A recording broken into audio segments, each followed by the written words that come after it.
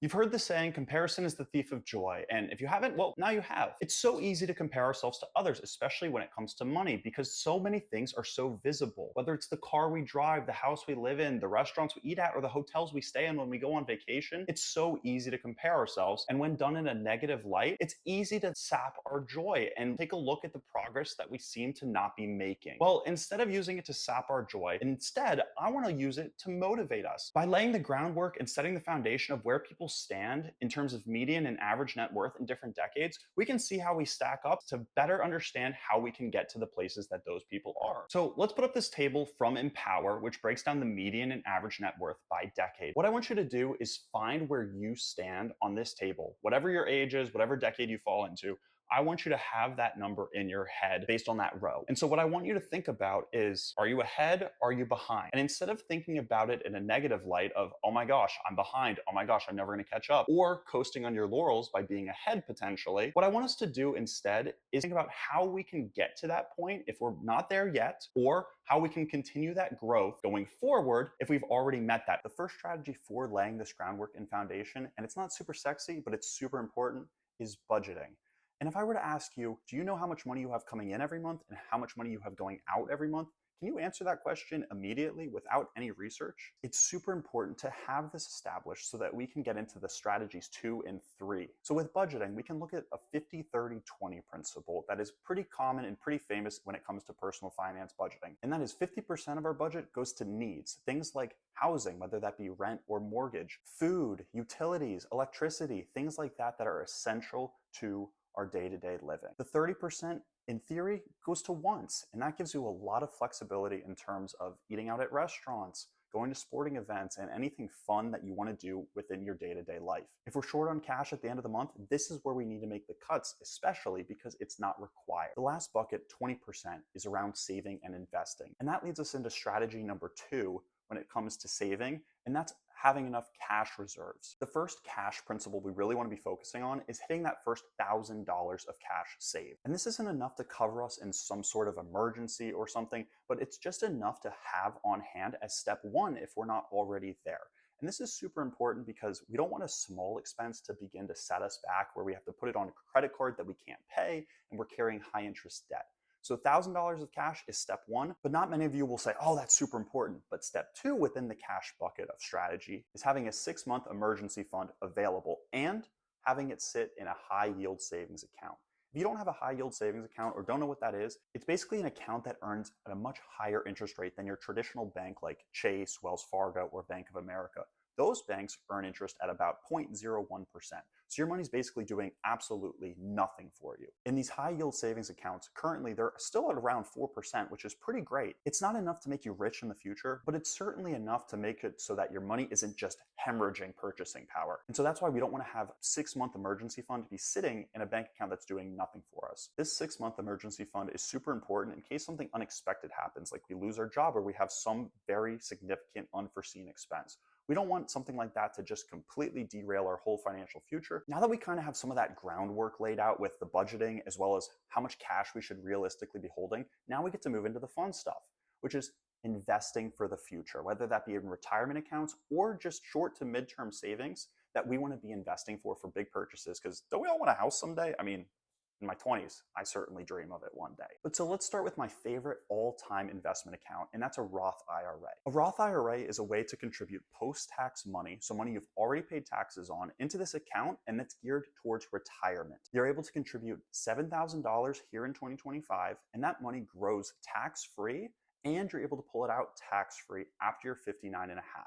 The money that you invest, so that $7,000 that you're able to contribute here in 2025, you can technically pull that out anytime you want, but you can't put it back in, which makes it something that you want to stay away from pulling out at all cost. The money that you gain on top of that you can't touch until you're 59 and a half. But people get confused sometimes in thinking that all of their money is locked up, but that's not really the case. These accounts, when you contribute that $7,000, you need to go into step number 2, which is actually investing that money and putting it towards something like an S&P 500 index fund or a target date retirement fund somewhere in the future, or even individual stocks you can invest in. Roth IRAs can be opened up very easily in major brokerages like Schwab, Vanguard, and Fidelity, and they take all of 5 minutes to open. These are incredible accounts if you don't already have one opened, and something you should really look into as we're starting out our financial journey. Moving into a second very, very powerful account is a 401k. Here in the United States, a 401k is a very powerful employer-sponsored plan that employees are able to contribute to in a few different buckets. They're able to contribute pre-tax, so the money that you contribute, you get a tax deduction on. So if I'm making $100,000 and I contribute $10,000 to my 401k, my taxable income is $90,000. You can also have a Roth 401k with some employers. And it's the same concept as the Roth IRA, where you pay taxes on the money you contribute up front, that money grows tax-free, and that whole amount you're able to take out later down the road, and you don't have to pay another cut. Really powerful stuff. The other great thing about 401ks is that there's typically a company match. So typically in these plans, if you contribute 6%, you get a dollar for dollar or sometimes 75 cents on the dollar match. And so you're getting this free money just for working and saving towards your future. Not only will your future self thank you for the money that you invested, but that free money is just icing on the cake. We really want to be making sure we're taking advantage of that free money. Now you might be saying, Colin, I know these are great retirement accounts that I've just now learned of, but what do I do for something I'm saving in the short to midterm, like that house that you're dreaming of? That's when we can look at an individual brokerage and setting it up also in something like Schwab, Vanguard, or Fidelity. Those are super simple to set up, and you can invest in the same sort of things that you would in typically your Roth IRA or your 401k, like index funds and target date retirement funds. And this allows you to actually use that money, not only the principal, the money that you invest, but the money it grows to, towards these midterm purchases. They're not as tax efficient as these Roth IRAs or 401ks, as you pay taxes on the dividends, the gains, and whether or not they're short-term or long-term holdings. It's still a good problem to have, because if you're paying taxes on growth, you're still having growth, right? That's a good problem to be having, meaning that you're making money. Depending on the time horizon that you're investing this money for, determines whether or not you want to have it in this actual investment account versus a high yield savings account. So somewhere in, if it's a 5 to 10 year range that you're saving for, it's probably a pretty good idea to invest it. However, if it's short term, like 6 months to 2 years, there's a lot more risk in putting that money in the stock market versus taking some sure gains on the high yield savings account. So that's where you need to balance the risk and think about what you're comfortable with. But this individual investment account is another great bucket that we need to be looking at. And just to get started simply, putting in $50 a month, $50 a week, whatever you can do on top of that Roth IRA and 401k is a great starting point. Another investment account that I want to give a quick shout out to as an honorable mention is a health savings account. These accounts are super, super powerful because they're triple tax advantage, meaning you get a tax deduction on the money you invest, your investments grow tax-free in the account, and when you pull the money out for qualified health expenses, that is also tax-free. These are very, very powerful accounts. However, you do need to be enrolled in a high deductible insurance plan. Now that we have this great foundation laid with all these 3 buckets of strategies, with budgeting, having cash on hand, and actually having these investment accounts opened and putting our money towards them, it's time to celebrate and begin to look at the money milestones that we're well on our way to hitting now that we've laid this groundwork and foundation. And the first one that I want to talk about, which I don't see that many people talk about, is having a positive net worth for the first time.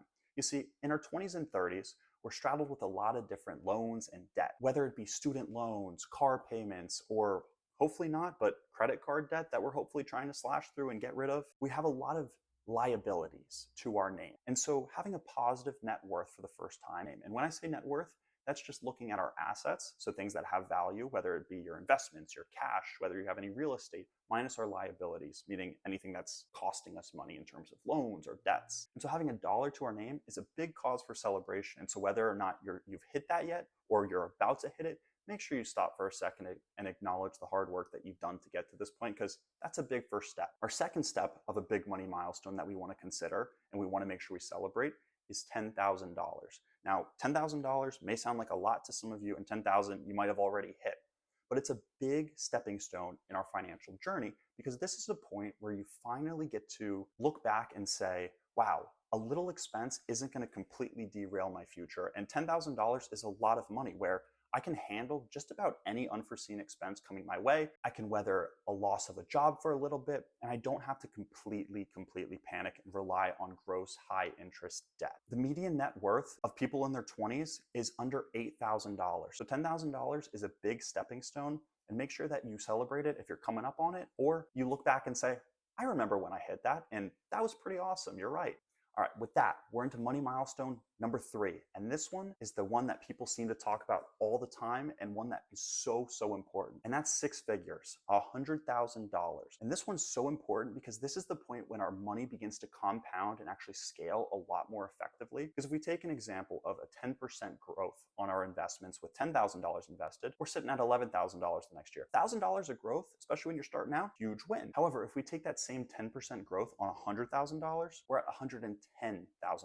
That is just so much more significant and feels so much more powerful along the way. And that growth is just going to continue and scale, and our money begins to grow and compound and snowball out of control. So $100,000 may feel very far away to you right now, but with all this proper foundation laid, you're going to get there in no time as long as we keep saving and investing and looking towards the future and making sure we're handling our business today. Make sure you celebrate it. If you're well on your way, shoot for it. We want to get to it as fast as possible because at the end of the day, compound interest, as Albert Einstein says, is the 8th wonder of the world. So you're going to want to check out this next video right here to more strategically maximize this growth and take advantage of all of this hard work that you're now well on your way to doing. Thanks so much for watching, and I'll see you over there.